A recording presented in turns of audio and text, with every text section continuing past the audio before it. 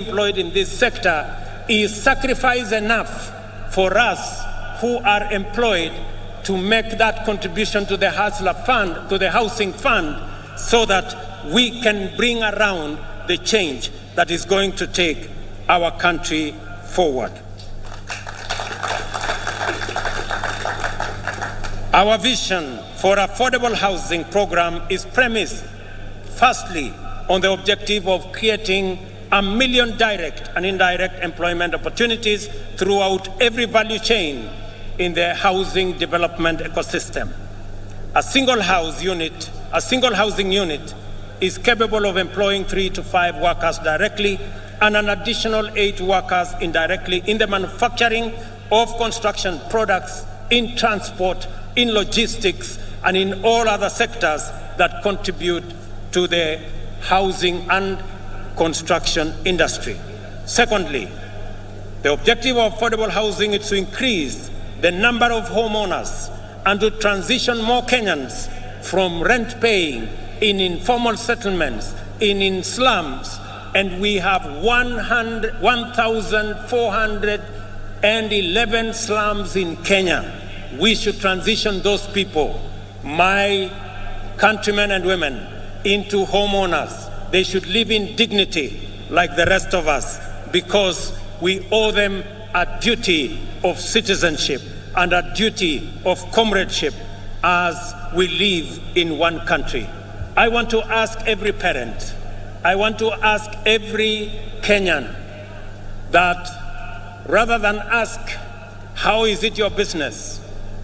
We must know that it is our business, because the 5 million young people are our children.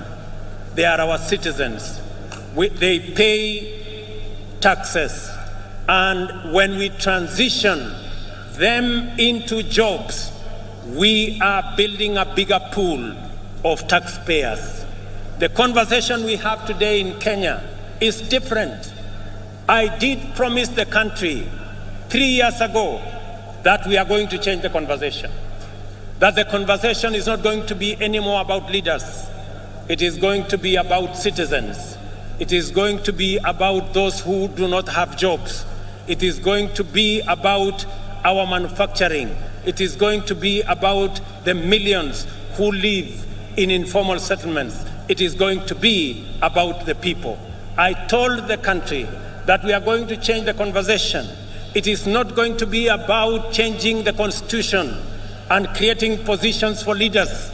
It is going to be about changing the economy and creating opportunities for millions of young people, including the many who are today in our streets and villages, the millions of young people who are looking up to us to provide them with opportunities to work.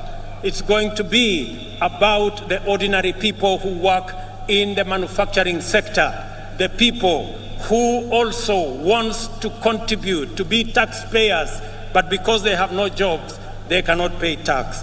I promise the country that it is not going to be about sharing power. It is going to be not about sharing power by the elite and by leaders.